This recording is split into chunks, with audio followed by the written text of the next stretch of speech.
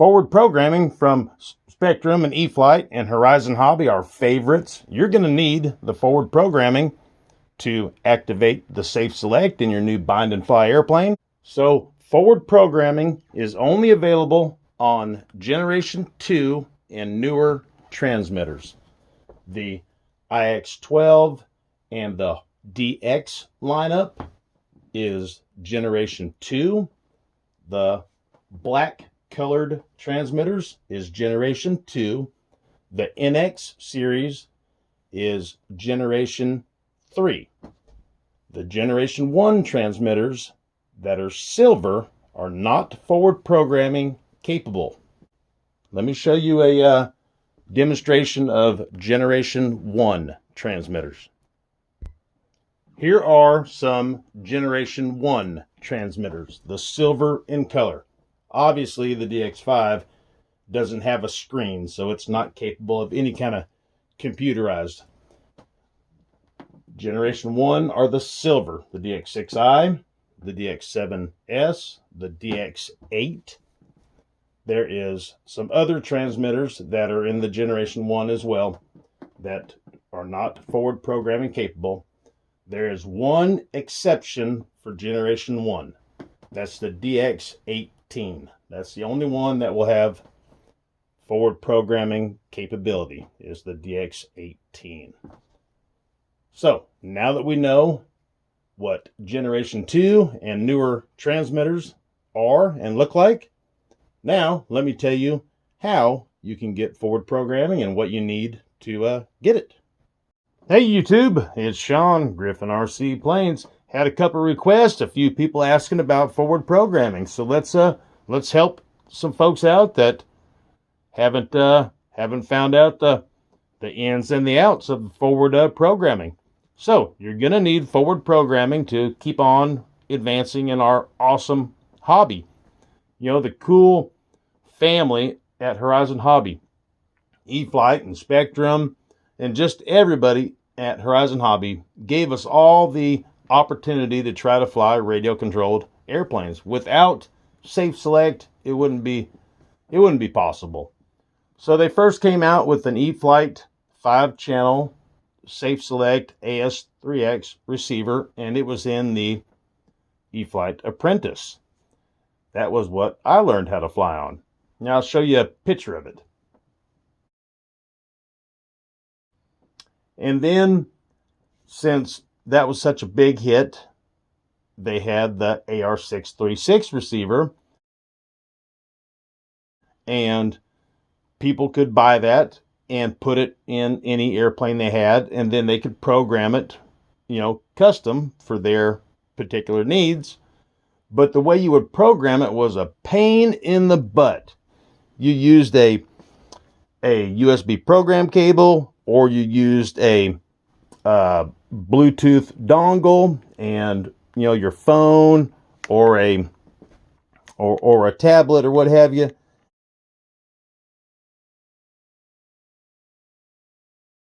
And it was a pain in the butt, and it didn't work all that great at all. You spent most of your time trying to figure out, how to use the computer or use the app instead of programming your receiver. And then some bind and fly airplanes started getting real popular, and Safe Select was getting really popular. So the 636 receivers were coming in a lot of the E-FLITE bind and fly planes with Safe Select. So about a year or so went by, and there was quite a few airplanes out in the field, we'll call it, with a 636 receiver in it that had Safe Select. And there was a lot of people with 636 receivers that they bought to put in other planes, and they were programming them with the USB program cable or the dongles, Bluetooth dongle and all that. Then they gave us an update for all the people that had the bind and fly airplanes that had a 636 receiver in it, where we could jailbreak the receiver, and then we could erase it and put it in any other plane we wanted. And once that happened, so many people were trying to program Safe Select using the 636s and everybody was just having trouble with the app and the cable. It was a pain in the butt, put it that way. So where am I going with this? Along came forward programming and the smart receivers, and that made it possible for us to program the receivers in any airplane using the transmitter to set up the AS3X and the Safe Select.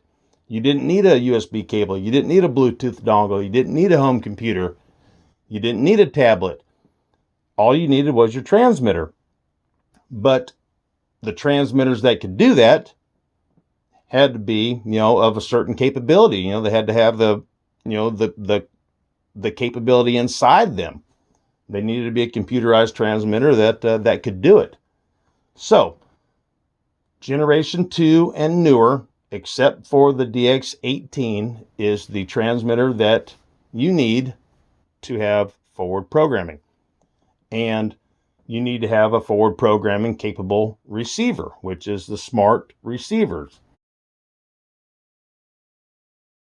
AR630, the 631, the 637, the 836, and the 10-channel receiver, and the 637 TA. They would have the smart logo on them. So you need a smart receiver and a Generation 2 or newer transmitter. And you will only see this menu. You will only see the forward programming menu right there if you're bound to a receiver that has the capability of forward programming. Right now I'm going to turn off my plane that I'm bound to. And what happened? Forward programming disappeared. So if you're bound to a receiver that doesn't have forward programming, just because it's not capable and it's not that type, it will not be in the menu. You won't see it on your transmitter.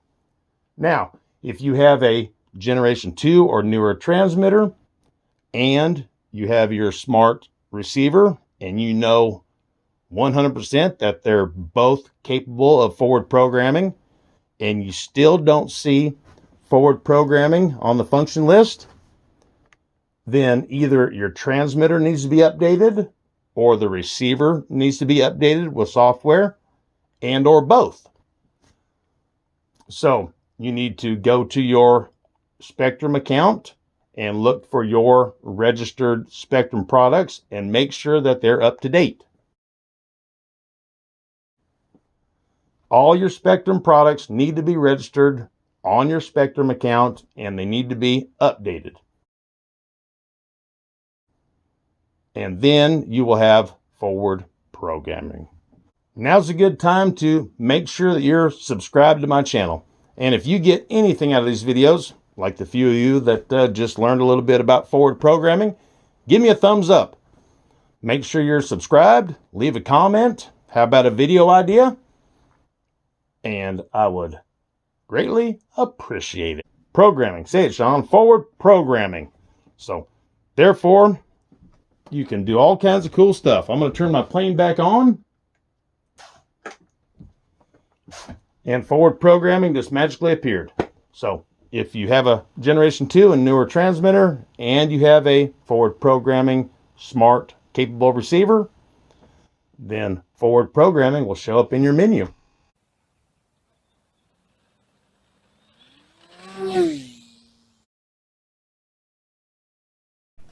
If you want to win a jet like this, all you have to do is subscribe. Click the like button and leave a comment. And then